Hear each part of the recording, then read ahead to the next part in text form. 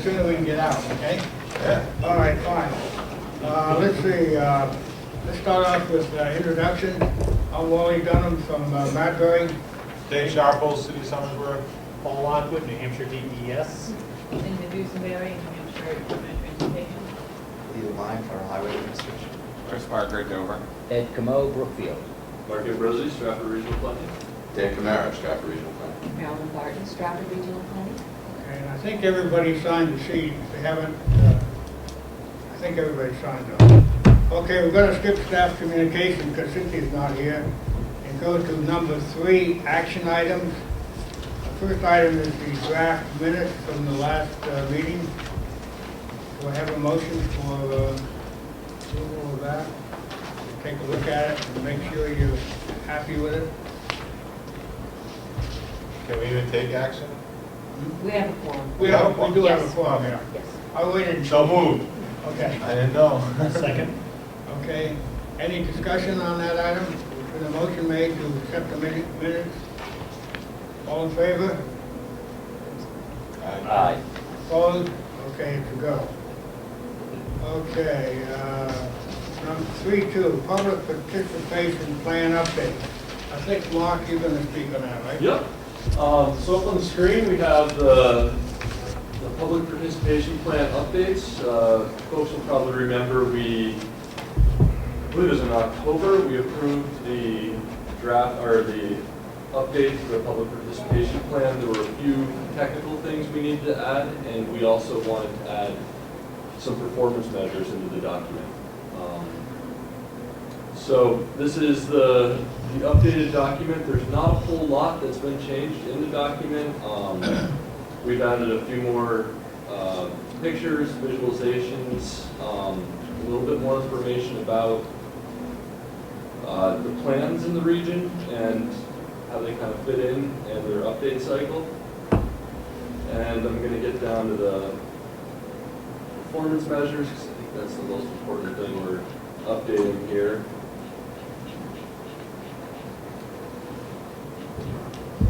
There we go.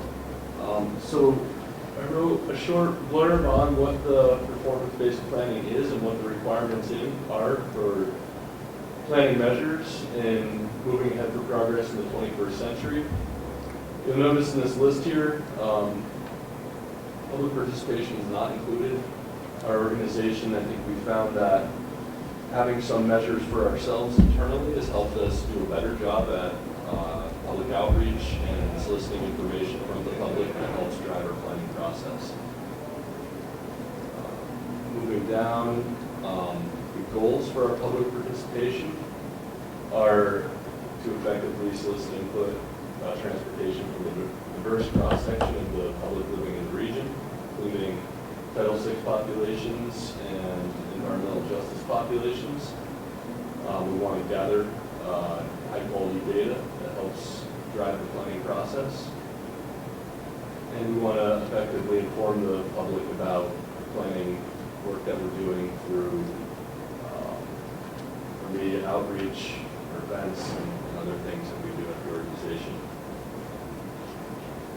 Moving down, created 3 performance measures that I think are measures that we need to track as an organization, and they're going to help us do a better job. Paul commented that we've had a number of performance measures, which are just down below here, that don't necessarily, they're not great indicators of are we actually penetrating into populations that we want to make contact with, are we effectively soliciting that information. So we've added a few different ones. The first 2 are to hold at least, or they're both about public events. One public event is focusing on populations that are covered by Title VI environmental justice. The other event would just be any event in the region. That would just be a normal cross-section, so an apple harvest day in Dover or something to that extent. The goal here is to be directly interfacing with those Title VI populations and then just a normal cross-section. In addition, we want to solicit at least 50 public comments throughout the course And I think attending the Alliance for Community Transportation meetings is a really valuable way for us to understand the needs of Title VI populations and environmental justice populations. So that's really the extent of the changes in the document. There's a few more images, like I said, but not a whole lot's changed. It's available on our website for folks to review. We will be hopefully approving it at the policy meeting coming up in 2 weeks, I believe. And that's about it. If there's any comments or anything else, I'd be happy to do my best. Why only 50 public comments? That's a very low number, don't you think? 50 annually, it was just a number at this point. I think that has room, or we are flexible about what that number is exactly. I think that there's probably a right fit where it's the right level of effort for the organization. I don't know if 50 is that number. I thought it was a good starting place. I think there's room to make adjustments if we need to. How was the 50? It was just made up? I mean, how did you come up with 50? I think in our events for the Grant State Futures, the outreach we did as an organization, the goal was to solicit 1,000 comments or something in that range. It took. 1,800. So our goal in the for our regional master plan was to 1% of the population is about 1,500 individuals. So we're almost at that goal. And so this is just a base point. Sometimes we do an all-day event and we get 25 comments. Sometimes we do a 2-hour event and we get 100 comments. So this is just a base point, but we appreciate your input on where you think we should start as a base point, and then we just adjust. And so to get the 1,500 comments we were trying to get, have we done 15 or 20 outreach We've events? done 25 events so far, and we're not quite there. So we've had some events where we've only had 10 comments, and there's been 6-7 hours. So it just depends on the event and the attendance at the event. So. Okay. Mark, what kind of review process will you use to determine if 50 needs to move up or down? Say a year from now you've got 100 comments. How do you go about evaluating whether you should still say 50 or move up? I would say the comments are really to help inform the transportation planning process that we're doing. So the 50 comments, I guess, provide us with high quality input and feedback, and we're getting a pretty good cross section of the population doing that. I think we might be comfortable with it. If a lot of the comments are kind of duplicate, or they're not terribly meaningful, or we're not really, we can say we get 5 comments from the Title VI population and 45 from just UNH students or something, I don't think that's very representative of the region. So it's one of those things I think we're going to have to feel out a little bit. And yeah, again, I think there is room to move in determining that. Probably turn to the faculty policy committee to, we'll talk about what those comments are, if it's enough for us to start making planning decisions or help guide the planning process. As someone who's tried to do everything but pull teeth to get people to speak, I think 50 is an awfully high number. Okay. So I think it's great, because I think it's good to aim high and try to get there, but when you get 50, let me know how you did it so I can replicate it. Absolutely. Mark, you mentioned trying to get comments from Title VI or populations. So are you having people self-identify when they submit comments? I'm just curious. Some of it's the events we're going to. So, I can address that. Okay. So we've gone twice as part of our outreach plan to an income qualified day where all the participants couldn't be there unless they were income qualified. So that's a process that was set by the agency that was sponsoring the event, and so Yeah, and I that think, works. Yeah, it's, And then that way we don't have to ask any questions. The assumption is if you're there, you've already income qualified by the parameters set by the sponsoring agency of the event. So, in last week, I believe, or maybe 2 weeks ago, we did a presentation at the Strafford Committee on Aging, so the people there are starting at 65, I'd say. A lot of them were also disabled, so we have a number of different populations there that fit the bill.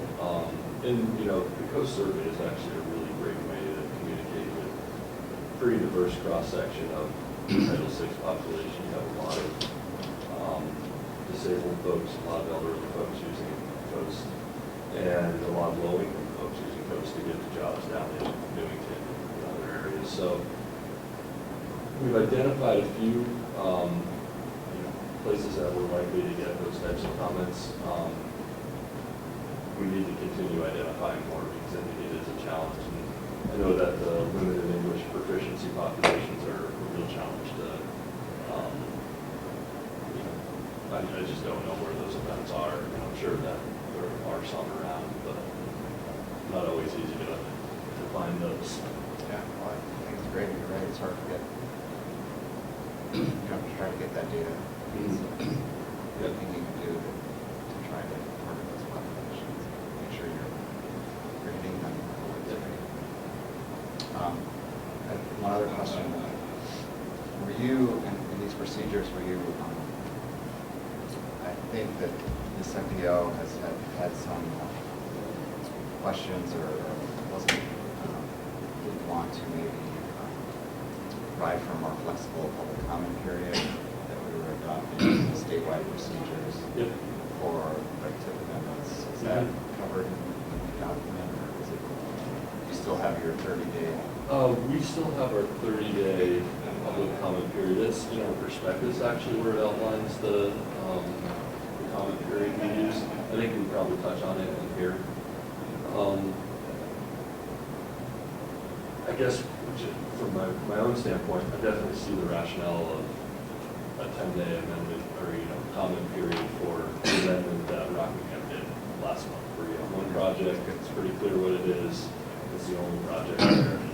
I think for our region, the 30-day comment period allows folks a little bit more time, and it allows us to go through, or it ensures that we go through our tax and our policy meetings before having to approve the document. So those were two of the reasons that we kept that 30-day comment period. Any more discussion?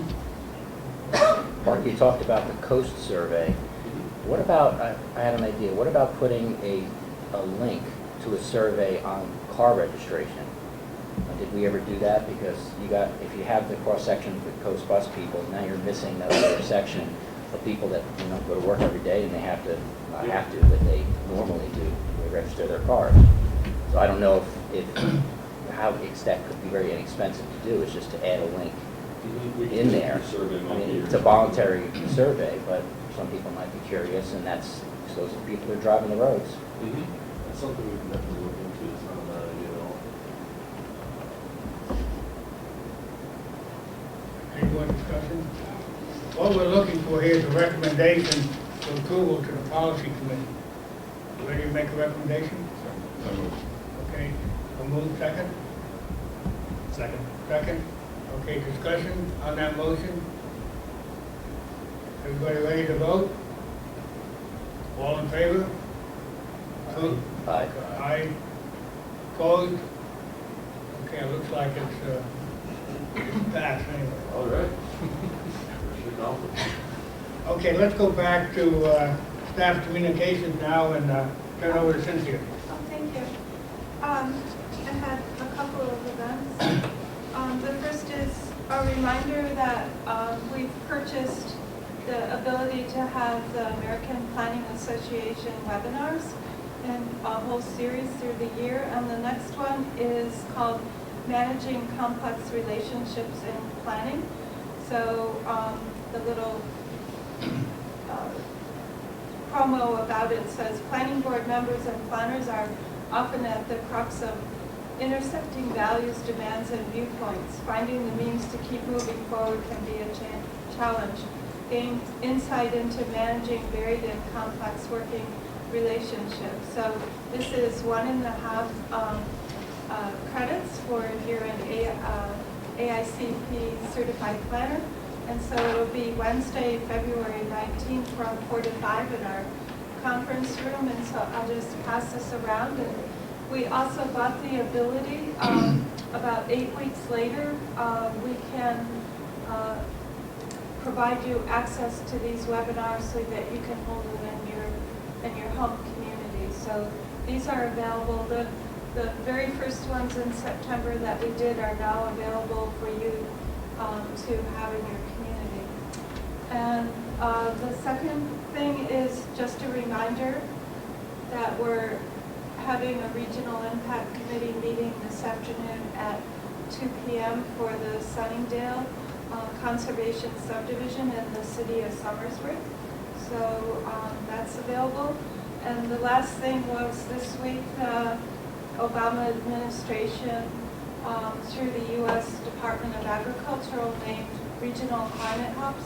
And these are associated with the Forest Service research centers. And so the office in the town of Durham was named as one of these climate hubs, and it's focused on agricultural and forest production in the Northeast, and there'll be technical assistance and data collection done as part of this process. So I got a flyer on that, and so that's really good news for our Forest Service office in the town of Durham. So. That's it. Any other staff communication? Okay, let's move on to number 4, discussion items, and 4.1, I think, Dan, you're going to say something about that, right? Sure, yeah. Thank you, Wally. Just wanted to talk about our intelligent transportation systems architecture plan. You may or may not remember, I think everybody was here when we approved the architecture and plan in 2012. A few months after that, we had come up with an update cycle and a methodology or process rather, to keep it up to date, make sure that the right projects are in there, make sure that everything is in there that needs to be in there. And we had decided on basically a summertime and a wintertime general review of the document. So this would be that wintertime review. I certainly don't expect us to go through everything right now, and I did print off the listing of projects that are in there right now for a quick reference, but I guess what we're planning on doing is, or what I'm planning on doing rather, is to review these projects, make note of any that might have gone through. I don't know of any so far that have actually been implemented and are completed. So we're going to be doing that. We're going to be taking a look at our website, the plan and architecture website, make sure everything is in order, nothing's missing. But at the same time, the state is actually going through an ITS update of their own. So we don't want to go ahead and do too much with our plan until they've got theirs in place. That way we can incorporate any changes or material they might put in their statewide plan. We can incorporate into our plan if need be. And as I understand it, that process is almost wrapped up, or it's in its final stages. So again, staff here will be sifting through these documents, making sure they're in order. And if TAC, and we're going to be talking with policy about this too, if you folks can also look through this, make sure there aren't any projects or anything that can be added to it, or any other information within the documents, so that'd be great, much appreciated. Again, just a reminder that any federal dollars going towards an ITS project need to be in this plan in order for that to go through or be implemented. So just a quick reminder there. And also just wanted to show you, I received this from DOT. It's a quick interactive map that shows all the ITS devices in the state. These are state-owned, state-operated. So there aren't a lot of the smaller ones we see in our region, a lot of the signal coordination and some of the smaller devices that might be out there on some of our smaller roads. But this is certainly something to keep in mind when looking at our region's architecture and plan. As you can see, most of the statewide systems are along 16, Route 4, 95 in our region. If you want, of course, you can go check out the rest of the state and see what's out there for the rest of the state. Again, that's sort of our plan internally, is to kind of comb through it, make sure it has all the information it needs. And if there are any other needs out there from communities or agencies, please let us know. We'll be talking about it over the next few meetings. And hopefully we can incorporate what the state is doing with their plan as well. So, short and skinny of it there. Are those the official weather stations, the ones that we use for the climate collection of it? Or so are those? No, do you mean the DES Yeah. stations? No, those are different. These are just roadway stations that give DOT and basically the plow drivers a good inclination of what the road conditions are like out there. Actually, under the impression that this little RWIS collectors or sensors that they have out there were really placed all over the place. And I'm wondering if maybe this is just where they process the information from it. Because I thought they basically only cover, so these road weather information systems are like a hockey puck kind of size thing, and they get embedded into the pavement and relay information. It's only about a square yard or meter area that they can actually relay information about, but they tell you if the road condition is frozen, what's going on it. But I really thought they were spread all over the place. And I think they are, but I think what's shown here as the weather stations is that sort of central device where those smaller devices report to, and that gets reported out to. That's my understanding, because I think those road sensors, they move those around. Okay. So I don't think it's worth them mapping those locations. They might have it internally somewhere, but I think they move them somewhat frequently. So they map that one central station for those smaller. Any other questions, discussion on this item?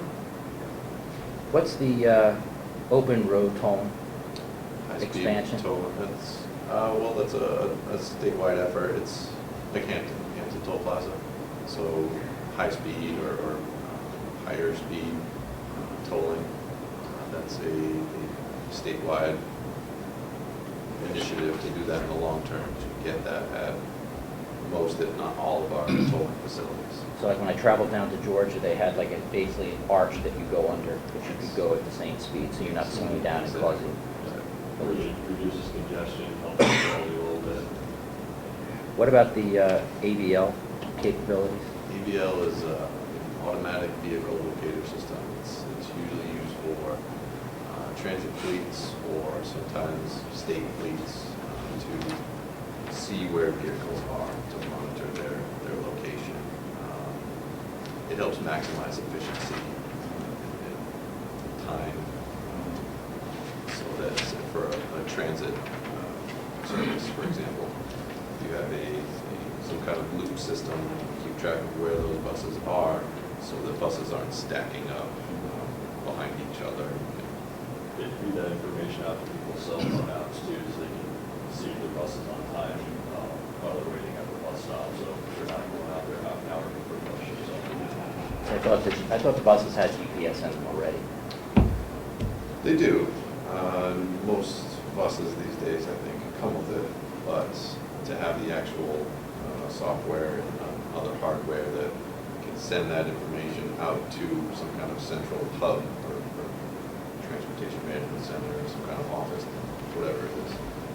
That's extra. That needs to be added on to the bus or the office. Thank you. Anything else? Can you say anything about the timeframes related to 10-year plan, long-range plan, and are there definitions attached to what is short-term, what's medium-term? I believe what we used for years, when we're talking about short-term, medium-term, long-term, we looked at the long-term being out 15 years. So basically 5-year increments. So 1 to 5, 5 to 10, 10 to 15. That, I think we use that because this is a document that we're going to have to update in another few years anyway, so I don't think really planning farther out than that would have made too much sense. Taking a corridor-based approach with all these too. So if you think about the signal coordination on Route 125, let's say, a lot of the signals aren't there yet. I think, through the Highway Safety Improvement Program, there's going to be improvements. We've already seen on Green Hill Road in 125 down in Barrington, at the kind of Barrington-Rochester town line. There's a new signal there. So when those upgrades are made, we hope that these IPS components get included with that, but we also recognize that it's a pretty long-term process, upgrading all of the intersections, things like that along the corridor, so allows some flexibility. Right, so you can't really say that, you can't really make that relationship with these timeframes necessary to the planning process or documents around it. Ideally, I guess we would be able to, but uncertainty about things are happening. Okay. Move on to the next item, regional master plan, transportation plan. I think, Mark, you have something to say about this? Yeah, I don't know that we've really reviewed the outline for the regional master plan. This is also going to be make up a lot of the Metropolitan Transportation Plan. So I just wanted to run through it with everybody. There's copies of the outline.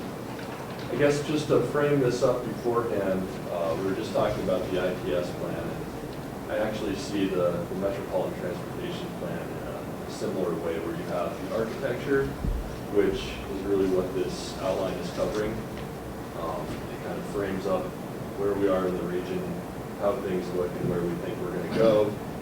And then we have the strategic plan, which in the Metro plan are all project lists, the financial constraint, kind of setting the schedule for when we hope to see a lot of these improvements made that are going to help us achieve our goals. So the way I've set up the plan, or the outline, is I really tried to start out with transportation and its relationship to land and people. Kind of separating it from the way we've done things in the past, where we had a natural resources chapter, a land use chapter. Everything was very siloed. I really wanted to integrate a lot of the concepts into the same areas of the document. So I started out by framing up the region, the transportation as it relates to land use. Go through a historic overview of the changes in land use that we've seen, the changes in roadway infrastructure that we've seen from, really from the 70s till today. I think there's been a lot of change in the region over that period. There's going to be some discussion about how our transportation choices are really impacted by our land use decisions. In my mind, the transportation system is there to facilitate the public having what they want. So if they want jobs in a certain area, you need a transportation system to access those jobs. Or if you want recreational opportunities somewhere, you need to be able to get to those, things like that. So I think there's going to be some discussion of density in downtowns, the cost of sprawl, trying to quantify that a little bit. the impacts on safety, congestion, some of the other pollution. Talking about rural areas, how do we maintain the rural character in our more rural communities? How do we maintain the rural character outside of the downtown cores in places like Dover, Rochester, Somersworth?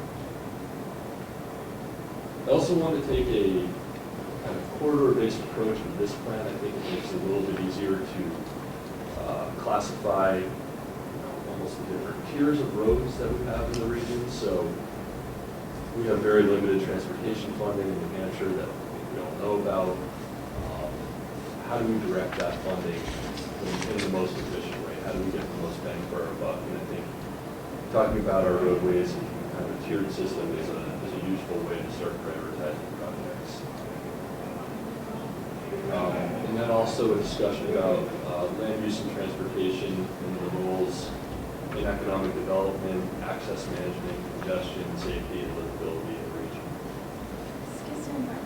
Could you speak up a bit? I'm having trouble between the fans and the... Okay. Thank Yep. you. There's going to be quite a bit of analysis in this section. We've already started to get into it.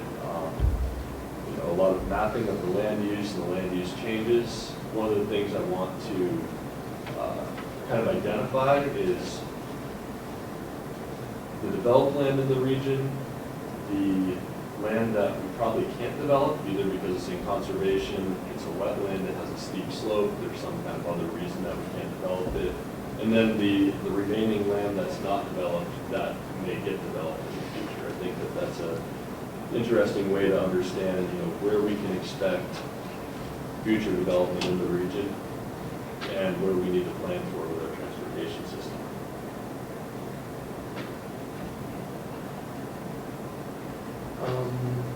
Moving down, the second section is really going to get into the socioeconomics and demographics of the region and how that relates to transportation.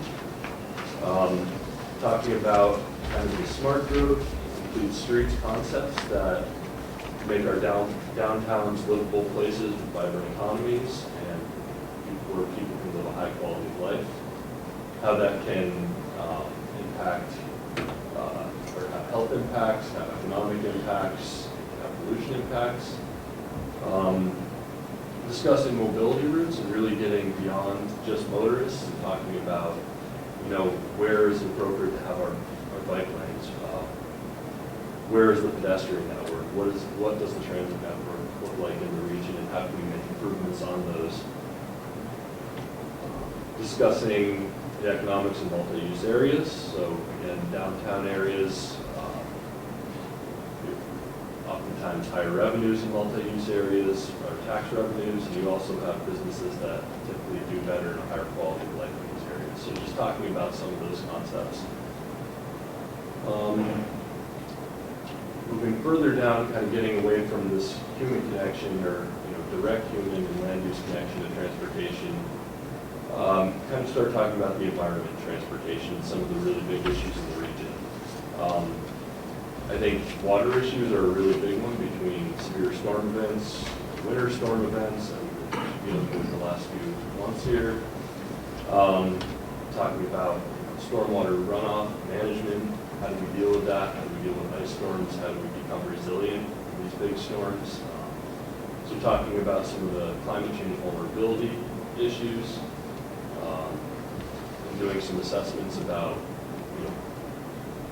where do we have resiliency? Where do we need to make our transportation system a little bit more robust? Moving on, talking about air quality issues and energy issues in relation to transportation. There's a pretty direct connection. Probably be talking a little bit about alternative fuels, making our transportation system more efficient. So how do we reduce travel delay to improve air quality? How do we reduce vehicle miles traveled in the region? And talking about access and mobility between freight and people, for freight and people. And then finish up the outline talking about kind of operations and maintenance of the transportation system. Talking about the limitations we have right now for capacity expansion, and talking about why that is important to recognize. It's really expensive to build new roads, and We need to make sure that we can maintain what we have. I think before investing in new roads, we need to squeeze every bit of efficiency out of what we have. Talking about how we create a more efficient transportation system by load share, access management, people working from home, intelligent, and the data-driven investment funding. And then kind of going through the analysis of the different aspects of the transportation system, so talking about bridges, highways, transit, pedestrian, bicycle, rail, airport, and marine, the ITS system in the region, and then performance measures and data-driven planning. So that's really going to frame up the body or the architecture of the Metropolitan Transportation Plan. I think it's also going to be the majority of the regional master plan transportation section. If there's any questions or comments that folks have, I'd be happy to do my best with them. You did a lot of detail here, that's great. Thank you. Yeah, trying to. Thank you too for not reading everything. I had a fear.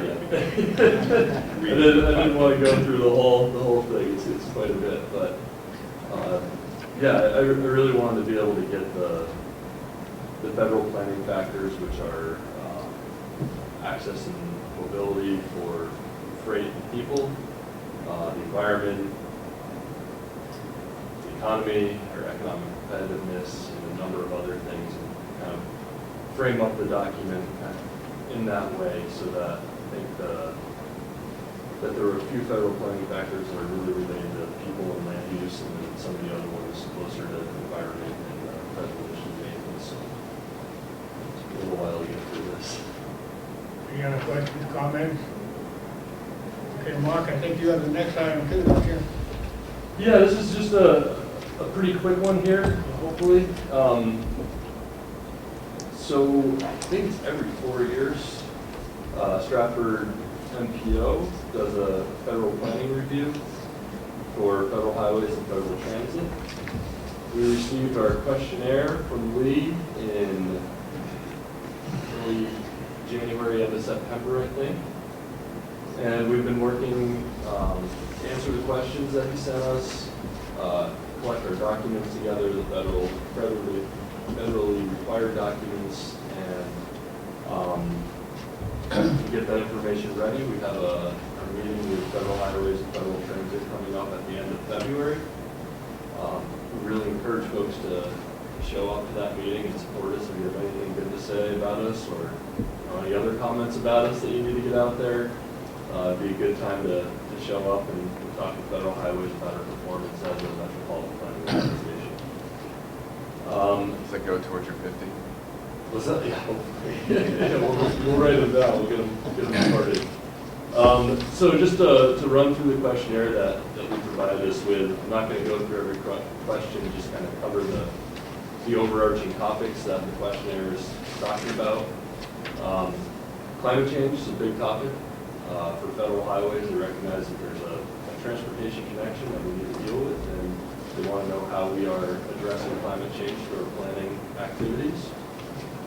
So we go through. We've done quite a bit of work on climate change in our region and trying to address some of the climate change adaptations and the work we've done and help our communities make some investments in this. Moving down, livability and multimodal coordination.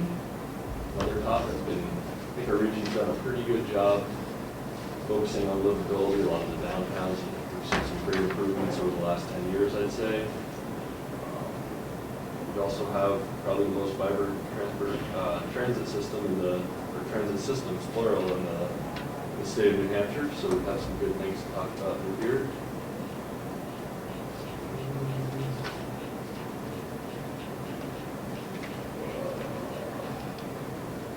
Freight planning. Federal highways seems to be putting more emphasis on freight planning, and certainly since the approval of the latest transportation bill moving ahead with progress in the 21st century. I think there's a recognition that freight on the highways can be a challenge for safety. It's an not the most efficient way to move things. There is an effort to address bottlenecks and other deficiencies in freight planning, and I think just to have more people focusing on how we're moving our freight around. So we go into this and talk about this a little bit. Good things to talk about, like our Tiger grant that we helped work on.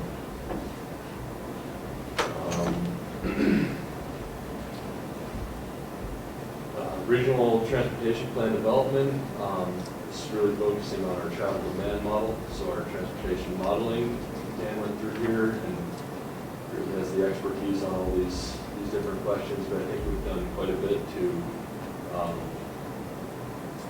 respond to some of the recommendations we had from our last planning review. Well, we've had a complete rebuild of our models. Yeah, we've had a lot of work done on the modeling.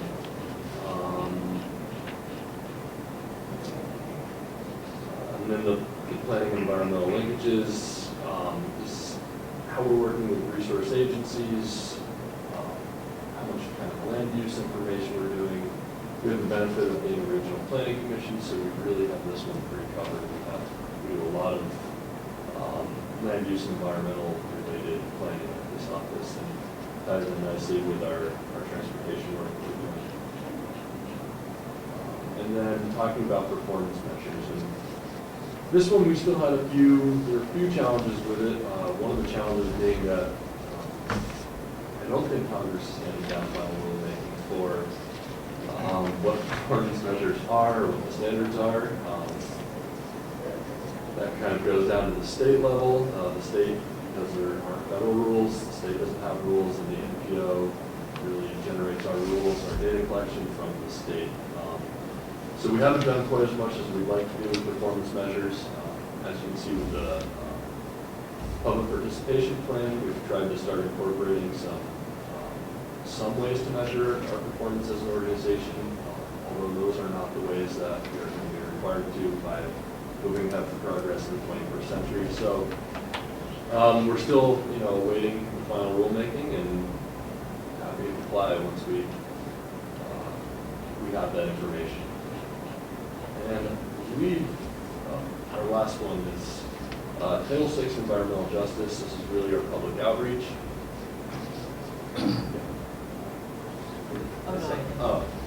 This is really our public outreach. Over the last year or so, Marilyn and the other NPO staff did a really good job of creating a Title VI document, creating an environmental justice document, updated our public participation plan. So I feel like we have this section pretty well covered also. So we're looking forward to our meeting at the end of the month with Lee and company. We've filled out our responses, and we're going to get our documents into them in the short term here. And that's about that. Once again, it's going to be on February 27th. We encourage folks to show up to provide feedback to Federal Highway about how we're doing as an organization in the region. Thank you. For all the work you've done already. It's very helpful for me. And I'll get a draft agenda out sometime soon, I hope.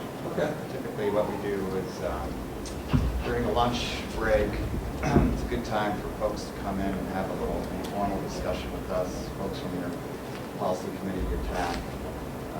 Just get your impressions, get your input on how things are going. The MPO meeting the needs of the region. Want to get a good idea, is there a good comprehensive multimodal planning process in place? We will, in addition to that questionnaire, which kind of focuses on some initiatives, we will also be looking, as Mark mentioned, looking at the primary planning documents, making sure all our requirements are met. And we conduct these reviews jointly, Federal Highway Administration, Federal Transit Administration, because we have joint oversight, stewardship responsibilities in the PO process. So yeah, I would likewise encourage you all to pencil in that date, and if you can, come join us, especially during the lunch hour for that discussion. That'd be great. And lunch will be provided. Oh, even more reason. Yes. What's the date again? It's the 27th. Okay. Okay, any other comments, questions? Okay, we move on to the next item then, project updates, and I think, Mark, you're on again. Yep, this one's kind of interesting, actually. So, in Newmarket, they received funding a number of years ago at this point for a pedestrian bridge project. Fortunately, the engineering estimate was pretty low for the project, and after preliminary engineering was completed, the cost came in at about twice as much as the grant was for. So, New Hampshire DOT encouraged us to do a pedestrian study with the engineering consultant to have a better idea of, is it necessary to have a pedestrian bridge in this area? Does it make more sense to do some other types of pedestrian improvements? So recently, staff went out to Newmarket, working with the Boyce and King, to collect pedestrian data. And so what we have here is the final composite image. Actually, there's one on the table that we passed around, the two images are kind of spliced together there, of pedestrian movements in the downtown over a 3-day period. So we went out for 3 days, 15-hour studies, 7 in the morning till 10 at night. We used iPads and basically drew lines for where every single pedestrian went. There were about 4 times as many pedestrians in the Newmarket downtown as the Boyce and Kings had anticipated, and they averaged about 1,000 pedestrians a day, pedestrian movements a day in the downtown, which we were pretty surprised about. And so this is Route 108 that you can see going through the middle here. Route 108 in this area has between about 17,000 and 20,000 cars a day. And we also have about 1,000 pedestrian movements happening a day in this area. So there's some conflicts in this area. You can see where the sidewalks are, or the crosswalks are, excuse me. You can see all the origin and destination points. It's great to see most pedestrians are using the crosswalks, and they're all kind of going to similar places. And there's also the southern end of the project here. I guess this would be the door by Poppers on the mill. This is the south entrance. This is where Cracked Skulls and Pizza Shop are. So I just thought this was pretty interesting and pretty telling about the pedestrian use in this area. So over the next few weeks, Boyce and King is going to be finalizing their engineering report and making recommendations for a preferred alternative for the downtown, which again we think is going to include ground level pedestrian improvements, almost like a phase 2 of their downtown improvement project. And this is going to probably look like a few bump outs, maybe some other types of improvements to either calm traffic or help pedestrians and motorists have a better idea of where people are likely to be crossing and where the dangers are in the downtown. But it's a pretty interesting and telling study about pedestrian use in the downtown. That's all I have. Okay, any comment, reaction to that? Okay, Cynthia, you got something to say? I got to participate in this. Oh, okay. You also did a survey? Oh, yeah. This past Tuesday, we went out and did pedestrian surveys for 15 hours. Just talking to pedestrians, seeing where are you going, where do you typically go, are there any efficiencies in the downtown with the pedestrian infrastructure. And the comments were pretty consistent. Either everything is great or the crosswalk in front of Poppers, cars go too fast approaching it, and it's hard to see cars. And there is a little bit of a sight distance issue there. There's parking spots on either side of the crosswalk, so the pedestrian needs to be about 8 feet out into the crosswalk to be at the edge of the parking spot so that they can see traffic. And at that point, cars are kind of slamming on their brakes because they see somebody that almost seems like they're in the road already. The pedestrian has a perceived risk of the car not having the stopping distance.